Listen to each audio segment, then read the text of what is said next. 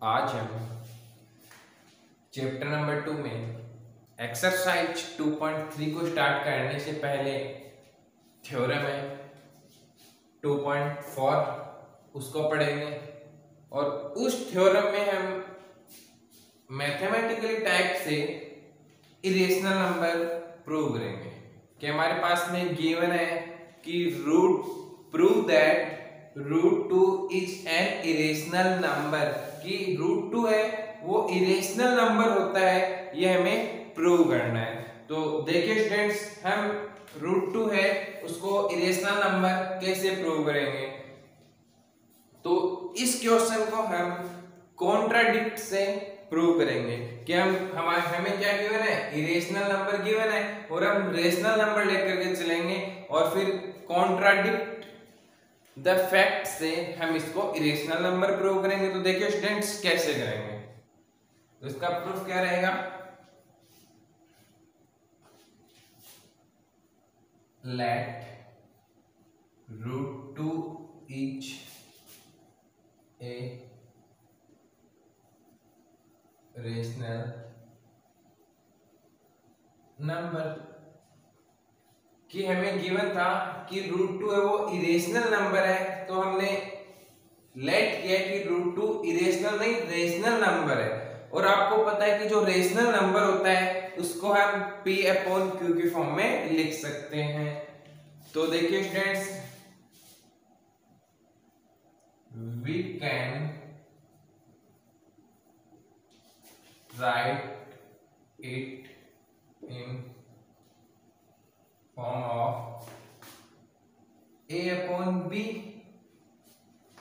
तो देखिए स्टूडेंट्स, हमारे पास में √2 इक्वल टू क्या होगा, A/B। अब हम ये जो A और B क्या होते हैं उसको यहाँ पे शो करेंगे, where A and B are coprime integer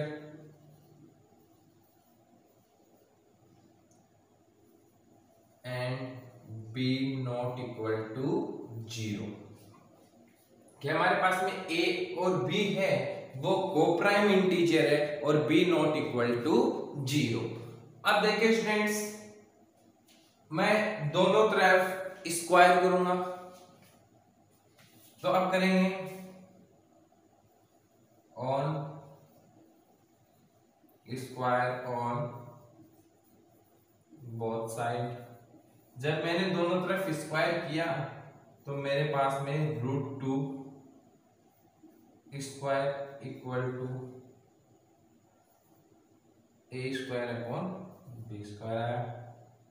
यहां से 2 इक्वल टू A² स्क्वायर लिख सकता हूं और यहां से मैं B² इक्वल टू क्या लिख सकता हूं, A²/2, इक्वेशन फर्स्ट। अब देखिए स्टूडेंट्स, इक्वेशन फर्स्ट में है वो 2 है वो A² को डिवाइड कर रहा है, तो हमारे पास में एक थ्योरम है, हमारे पास में P कोई इंटीजर है वो A² को डिवाइड कर रहा है, तो वो इंटीजर है जो हमने लेट किया P वो A को भी डिवाइड करेगा। तो यहाँ पे 2 है वो A² को डिवाइड कर रहा है, तो 2 A को भी डिवाइड करेगा। तो देखिए friends, in equation first 2 divides A², then 2 also divides A।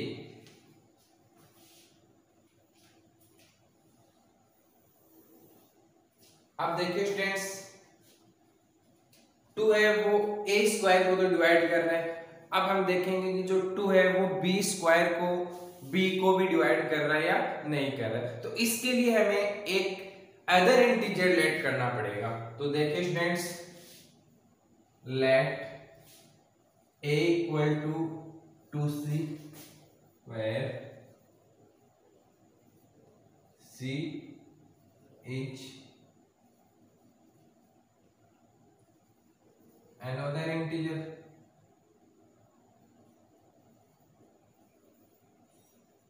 हमारे पास में c है वो अनदर इंटीजर रहेगा।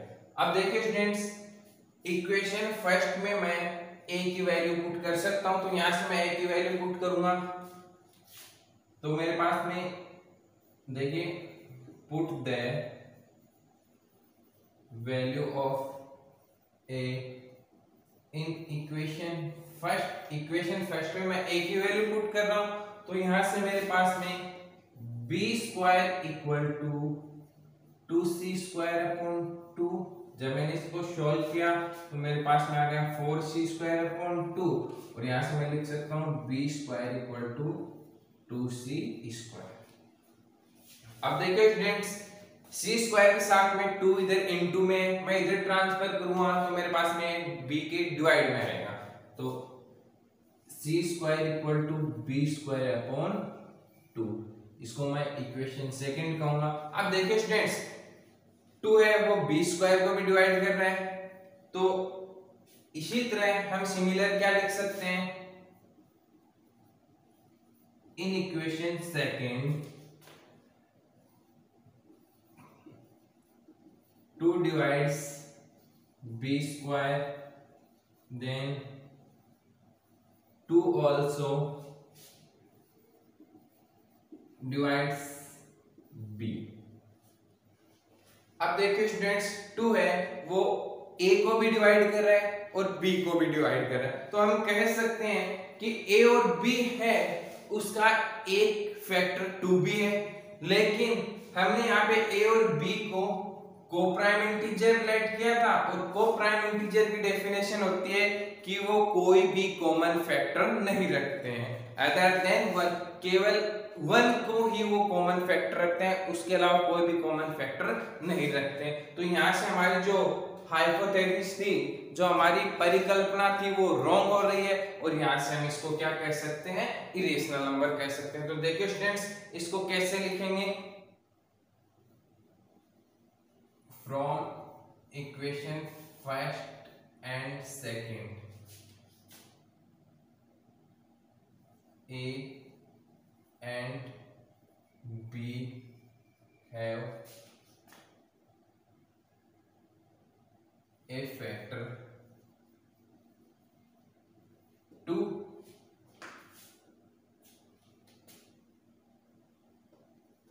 so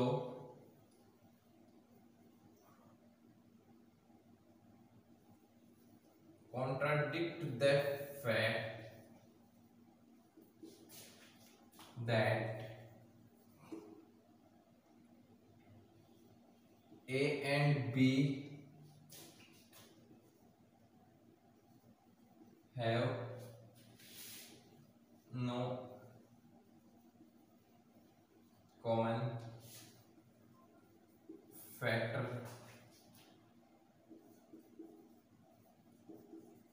other than 1। कि कॉन्ट्राडिक्ट द फैक्ट से हम कह सकते हैं कि A एंड B है वो कॉमन फैक्टर नहीं रखते हैं अदर देन 1 के अलावा। तो देखिए स्टूडेंट्स,